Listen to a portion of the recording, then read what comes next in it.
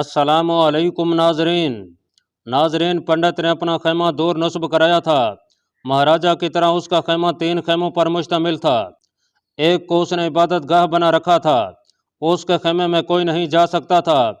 उसने जब रकासा निंदिया को अपने यहाँ बुलाया तो वो हैरान हुई कि पंडित ने उसे क्यों बुलाया है।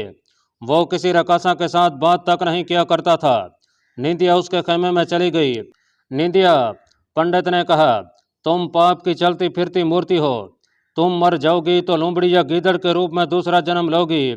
तुम्हारा वो जन्म दुखों से भरा होगा। तुम्हारी रूह भटकती और रोती रहेगी। तुम पहले जन्म को याद करके बहुत अजियत उठाओगी। लेकिन हर हर महादेव तुम पर मालूम नहीं क्यों मेहरबान हो गए हैं। देवता की ख्वाहिश हुक्म होता है निंदिया, तुम इस जीवन को नहीं छोड़ना चाहोगी।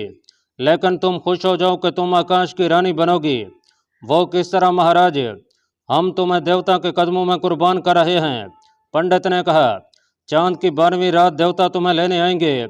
तुम्हारा खून इस जमीन पर बह जाएगा, क्योंकि ये खून पाक नहीं।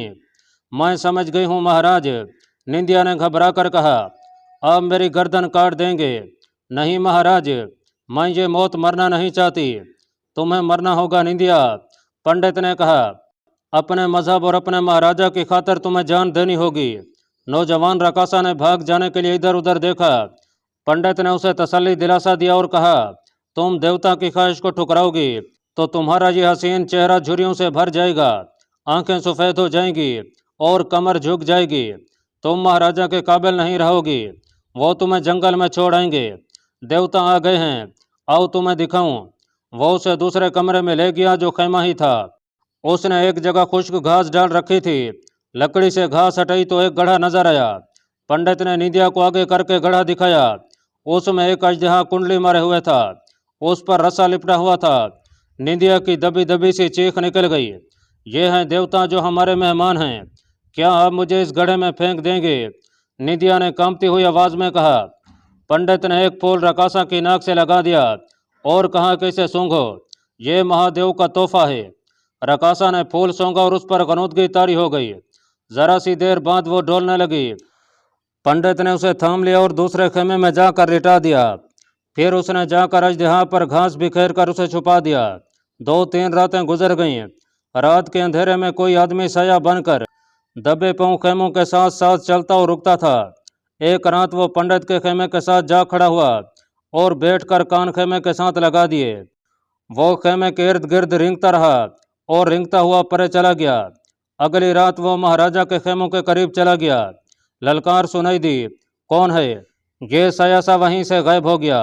अंधेरे में सनसनाता हुआ एक तीर आया जो उसके करीब से गुजरकर जमीन में जा लगा। वो चौपाइयों की तरह झाड़ियों में चला गया जहाँ से गीदड़ की आवाज़ें सुनाई दी। मुआवजों ने कहा कि गीदड़ है। उन्होंने तलाश तर्क कर दी। चंद रोज बाद महाराजा रजियापाल ने 2 आदमी बुलाए। दोनों आला हुकाम थे और उसके मोतमिद थे। उन्होंने हर हाल में महाराजा का साथ दिया था। अब भी उन्होंने उसे यकीन दिलाया था कि हर मुसीबत में और उसके हर फैसले में उसका साथ देंगे। उसने उन्हें कहा कि वो कनूज जाकर सुल्तान महमूद की इताअत कबूल करने का फैसला कर चुका है, क्योंकि इसके बगैर वो अपना मुस्तकबिल नहीं बना सकता। महाराजा बाज गुजार बनकर हारी को आबाद करना चाहता था, लेकिन पंडित, उसकी रानी और उसका बेटा इस फैसले के सख्त खिलाफ थे। महाराजा ने अपना शाहाना लिबास उतार कर बिल्कुल मामूली से कपड़े पहन लिए। ऐसा ही लिबास अपने दोनों साथियों को पहनाया। सर और चेहरे पर गर्द डाल ली। वो तीनों जब ये भेष बदल रहे थे उस वक्त पंडित उसके खेमे में आया, लेकिन उसे कोई देख ना सका। उसने तीनों को भेष बदलते देखा तो उसे शक हुआ। वो वहीं से वापस चला गया। महाराजा का खेमा सबसे अलग थलग और दूर हटा हुआ था। वो समझता था कि उसे किसी ने नहीं देखा। वो तीनों घोड़ों पर सवार हुए और दूसरी तरफ जिधर वीराना था निकल गए। कनौज की तरफ जाने के लिए जंगल में से निकलने का एक ही रास्ता था जो चट्टानों के दरमियान से गुजरता था। वहाँ घने पौधे और दरख्त थे। तीनों सवार एक चट्टान की ओट में जाकर खेमा गांव से ओझल हो गए और इत्मीनान से चलने लगे। वो जब 2 चट्टानों के दरमियान से गुजर रहे थे तो महाराजा का घोड़ा जो आगे जा रहा था रुक गया और आहिस्ता आहिस्ता पीछे हटने लगा। उसका जिस्म कांप रहा था। महाराजा के एक साथी ने कहा कि घोड़े ने सांप देख लिया है। इतने में दूसरे घोड़े भी रुककर कांपने लगे। घोड़ा अगर सांप को देख ले तो बेलगाम होकर भाग उड़ता है या एक जगह रुककर कांपने लगता है। झाड़ियों में से एक गूंजदार और भारी सी आवाज़ सुनाई दी, वापस चले जाओ, दिल के इरादे दिल में मार दो, वापस जाओ, जहाँ जा रहे हो वहाँ जिल्लत की मौत है। ये आवाज़ रुक रुक कर आती थी और इसके साथ धीमी सी आवाज़ में घंटियाँ बजती थीं। उनके बजने का खास अंदाज था जिससे हर हिंदू वाकिफ था। ऐसी घंटियाँ मंदिरों में बजा करती हैं। ये आवाज़ किसी इंसान की मालूम नहीं होती। महाराजा के एक साथी ने कहा। अचानक एक घने पौधे में से एक अजदहा का सर नजर आया। अजदहा आहिस्ता आहिस्ता बहरा रहा था। तीनों घोड़े बिदके और पीछे को भाग उठने की बजाय दाएं बाएं होकर सरपेट दौड़ पड़े और बिखर गए। घोड़े बेलगाम हो गए थे। तीनों माहिर सवार थे। उन्होंने दिमाग हाजिर रखे और घोड़ों को थक जाने तक दौड़ने दिया। उनके चले जाने के बाद अजदहा एक और झाड़ी में चला गया। एक गड्ढे में से जिस पर हरी झाड़ियां और घास थी, पंडित ने सर निकाला। इधर उधर देखकर वो ऊपर आ गया और खड़ा हो गया। उसने हाथ अपने माथे पर मारा जैसे उसे तीनों सवार निकल जाने का अफसोस हुआ हो। उसने आसमान की तरफ देखा और वहीं खड़ा रहा। कहीं से एक आदमी उसके सामने आ गया। पंडित उसे पहचानता था। वो एक उधेड़ उम्र मुहाफिज था। उसने नियाम से तलवार निकाल ली और बोला, निंदिया कहाँ है? तुम यहाँ क्या लेने आए हो? पंडित ने उसे डांटते हुए कहा, चले जाओ यहाँ से, वरना महाराजा से कहकर कत्ल करा दूंगा। तुम्हारी और महाराजा की जानें हमारे कब्जे में हैं। मुहाफिज ने कहा, मैं पूछता हूँ तुमने निंदिया को कहाँ छुपा रखा है? मैं उसकी कुर्बानी नहीं देने दूंगा। तुम यहाँ से जिंदा नहीं जा सकोगे पंडित। पंडित उसे देवताओं के कहर से डराने लगा। करीब की एक घनी झाड़ी से जो पंडित के पीछे थी, अजदहा ने सर निकाला और आहिस्ता आहिस्ता बह रहने लगा। उधेड़ उमर मुहाफिज ने देखा मगर पंडित को खबरदार न किया। अजदहा ने झपटकर पंडित की रान मुंह में ले ली। पंडित ने चीख मारी। अजदहा ने उसे उठाकर जमीन पर पटक दिया। अजदहा मगरमच्छ की तरह शिकार को चबाता नहीं सालम निगलता है और इसमें बहुत वक्त लगता है। पंडित ने चीख चीख कर मुहाफिज से कहा, इसे काट दो, इसे तलवार से काट दो। ये तुम्हारा देवता है पंडित जी महाराज। मुहाफिज ने कहा, मैं जानता हूँ ये कब से तुम्हारी कैद में है। मैं महाराजा का वफादार हूँ, तुम्हारा नहीं। मुझे सब मालूम है। तुम्हारा देवता हमारे महाराजा को रोक नहीं सका। मुझे इससे छुड़ाओ, आ गया हो। पंडित चिल्ला रहा था, निंदिया कहाँ है? बता दूंगा। पंडित ने दर्द से कहते हुए कहा, इसे काट दो। निंदिया कहाँ है? मुहाफिज ने कहा, वो तुम्हारे लिए नाचने वाली एक बेमैनी लड़की है, लेकिन मैं उसे अपनी बेटी समझता हूँ। वो यतीम लड़की है जिसे मेरे माँ बाप ने पाला पोसा और महाराजा के हाथ बेच दिया था। मुझे उस बच्ची के साथ इतना प्यार था कि मैं उसकी खातिर महाराजा के पास आ गया। मैंने महाराजा को तीरंदाजी और तेगजनी के जौहर दिखाए तो उसने मुझे अपने पास रख लिया। मैं महाराजा का कम और निंदिया का मुहाफिज ज्यादा हूँ। मेरे खेमे से 200 कदम पूर्व की तरफ चले जाना। पंडित ने कहा, वहाँ 2 टीलों के दरमियान जाओगे तो दाएं टीले में एक शगाफ देखोगे, उसमें चले जाना। आगे गुफा है, बहुत सजी हुई जगह है। तुम भी वहीं रहना चाहोगे, तुम्हें निंदिया वहीं मिलेगी। आगे ओ बदबख्त, मुझे इससे छुड़ाओ, तुम अपनी रियाकारी का शिकार हो रहे हो। मुहाफिज ने कहा, तुम्हारी अपनी फरेबकारियां तुम्हें निगल रही हैं। मैं जानता हूं कि यह अजदहा है, देवता नहीं। मुहाफिज ने कहा लगाया और तलवार नियाम में डालकर वहां से उस समय दौड़ पड़ा जो उसे पंडित ने बताई थी। अजदहा पंडित को उछाल उछाल कर निकलने लगा। उधेड़ उमर मुहाफिज ने घोड़ा कहीं दूर खड़ा कर रखा था। वो घोड़े पर सवार हुआ और उस जगह पहुंचा जो उसे पंडित ने बताई थी। निशानियां बड़ी साफ थीं। वो टीले के शगाफ में दाखिल हो गया। आगे खासी खुली गुफ्त थी जिसके फर्श पर मखमल जैसा कपड़ा बिछा था। कुछ मूर्तियां रखी थीं और लोबान सुलग रहा था। नौजवान रकासा ने मुहाफिज को यूं देखा जैसे उसे पहचानती ही ना हो। मुहाफिज पुराना तजर्बाकार आदमी था। उसे शक हुआ कि निंदिया किसी दवाई के असर में है, वरना यहाँ से अकेली कहीं निकल जाती। मुहाफिज ने निंदिया को बुलाया तो वो मुस्कराई। मुहाफिज ने वक्त ज़ाय ना किया। वो तनोमंद आदमी था। उसने निंदिया को उठाकर कंधे पर डाल लिया और बाहर ले जाकर घोड़े पर सवार किया। खुद भी सवार हुआ और जंगल को निकल गया। महाराजा राज्यपाल का बेटा लक्ष्मण पाल अपने बाप को ढूंढ रहा था। वो पंडित के खेमे में गया। पंडित वहां नहीं था। उसे मालूम था कि पंडित ने निंदिया को कहाँ रखा हुआ है। वो गया तो वहां निंदिया नहीं थी। वापस खेमा गा आया तो एक मुलाजिम ने उसे बताया कि पंडित को उसने फिलहाल तरफ जाते देखा था। वो बहुत बड़ी गठड़ी को घसीट कर ले जा रहा था। लक्ष्मण पाल उधर गया।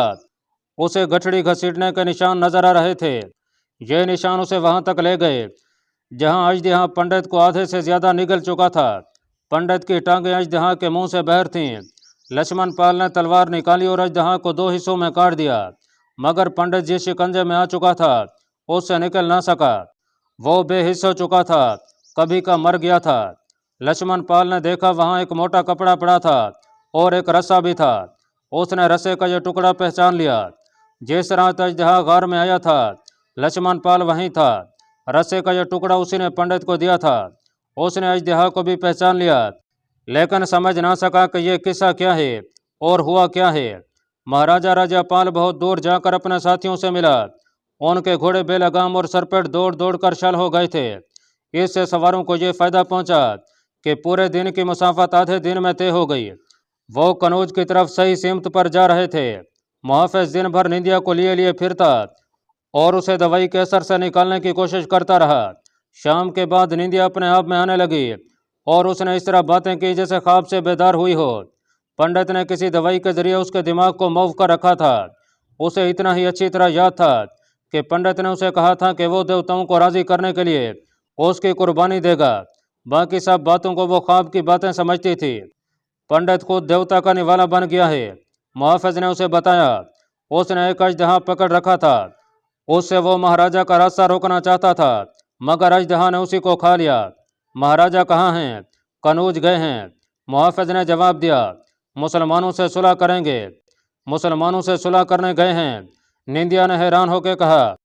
हाँ, मुहाफिज ने जवाब दिया, उनकी सलामती इसी में है। मेरी तरह वो भी समझ गए हैं कि पंडितों का ये मजहब उनका अपना फरेब है और मैदान जंग में कोई मदद नहीं कर सकता। महाराजा कहते हैं कि मुसलमानों ने मंदिरों को तबाह बर्बाद कर दिया है, तो हमारे देवताओं ने उनका क्या बिगाड़ लिया है? तुम भी अपने मजहब के खिलाफ हो गए हो? निंदिया ने पूछा। हमारा मजहब क्या है निंदिया?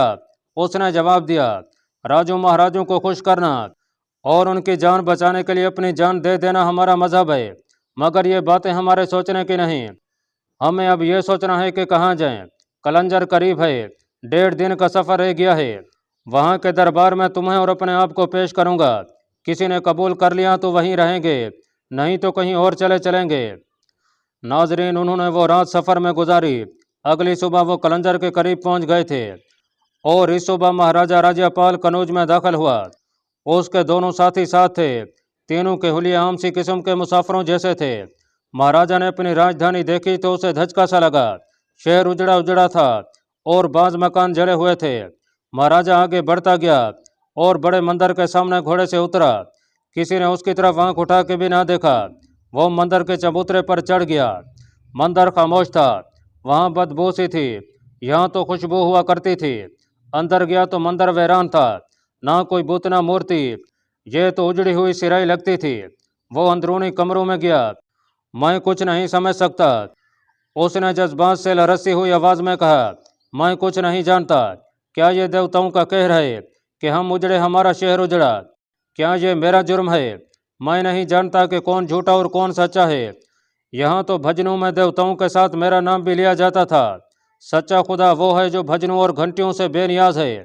उसके अकब से आवाज़ आई। महाराजा ने घूम के देखा। एक आदमी उसकी जबान बोल रहा था।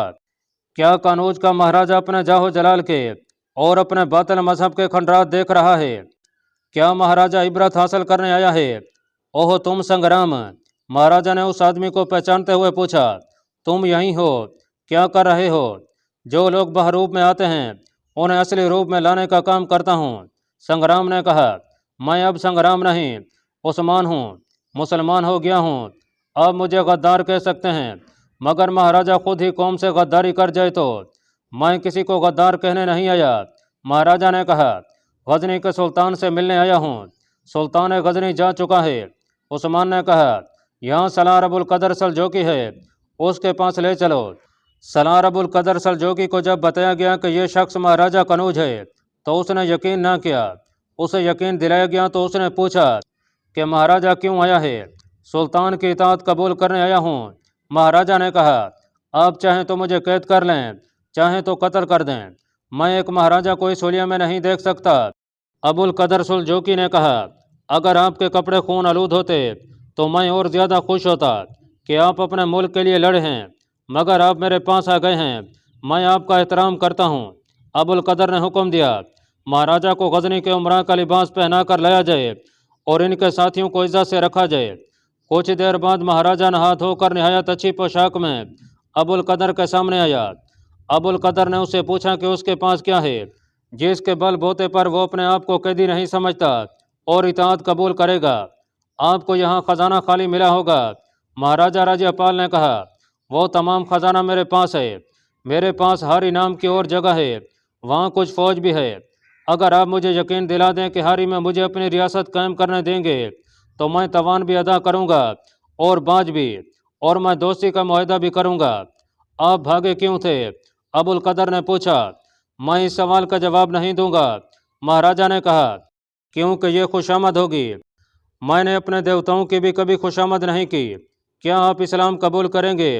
मैं मजहब के नाम से बेजार हूँ, महाराजा ने जवाब दिया। मैं आपके सलूक से इस कदर मुतासर हुआ हूँ कि किसी दिन मेरा दिल भी कहेगा कि इस्लाम कबूल कर लो, लेकिन अभी आप मेरी दरख्वास्त पर गौर करें।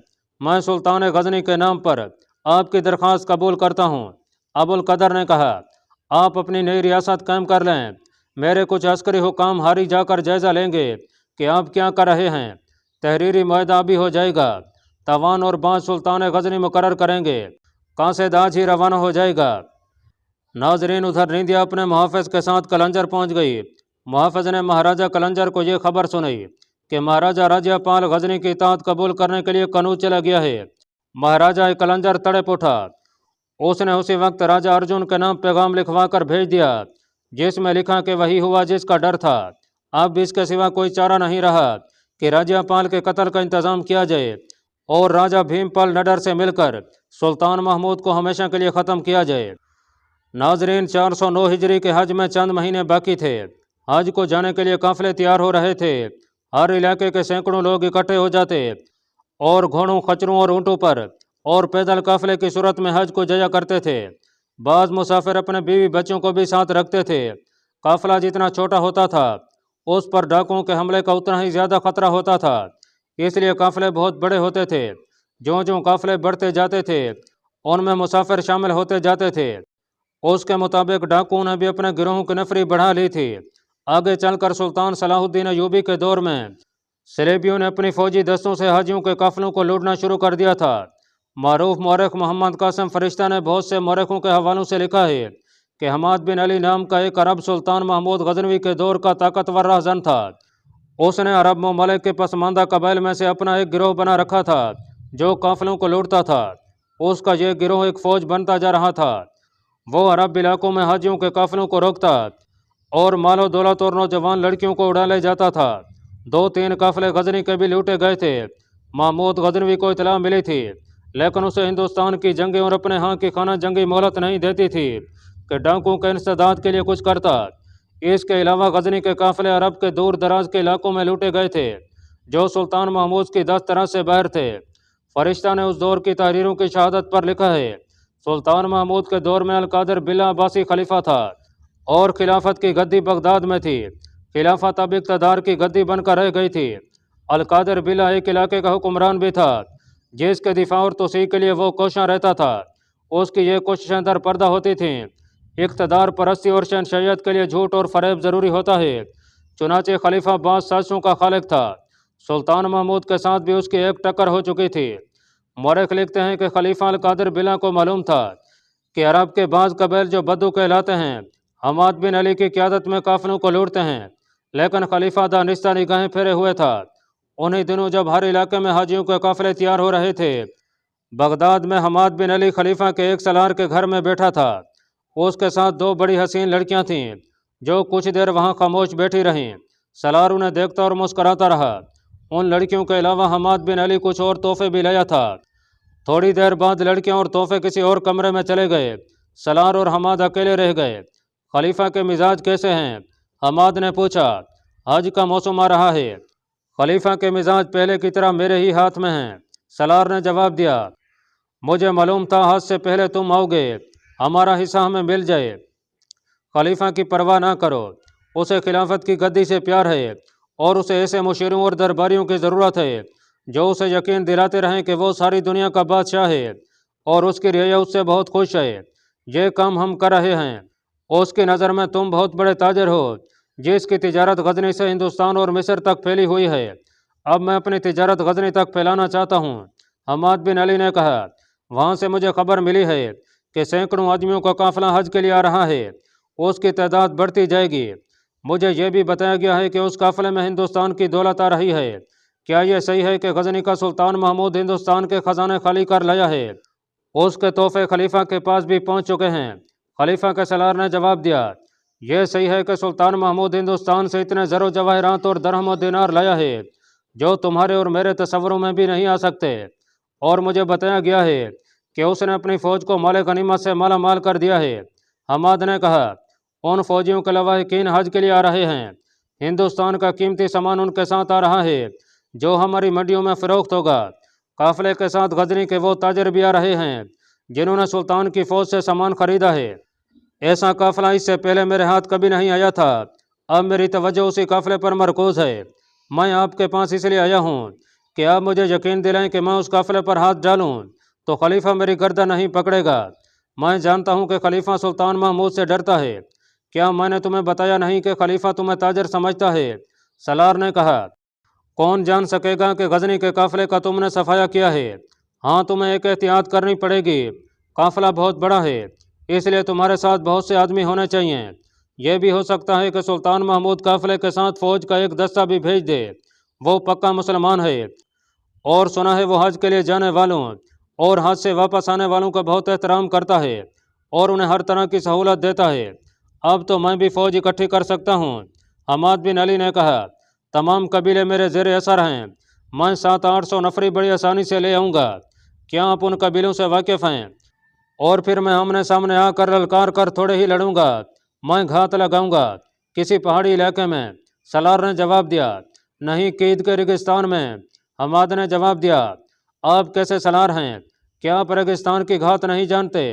जब काफिले पर अचानक हमला होगा तो काफिले वाले इधर उधर भागेंगे, उन्हें छुपने की कोई जगह नहीं मिलेगी। मैं कीद के रेगिस्तान से वाकिफ़ हूँ। एक इलाका रेतले टीलों का है, उसकी भूल भलियों से सिर्फ हमारे कबीले वाकिफ़ हैं। कोई अजनबी उनमें फंस जाए तो उसे बाहर निकलने का रास्ता नहीं मिलता। उस इलाके में गजनी की फ़ौज भी नहीं लड़ सकती। मेरे साथ जो कबीले हैं वो इंसान नहीं जिन हैं। अब मुझे खलीफा से मिलवा दें, उसकी खिदमत में कुछ पेश कर दूं। अल्लाह पाक कमी बेशी माफ़ फरमाए। अल्लाह आपका हामी व नासिर हो। आमीन।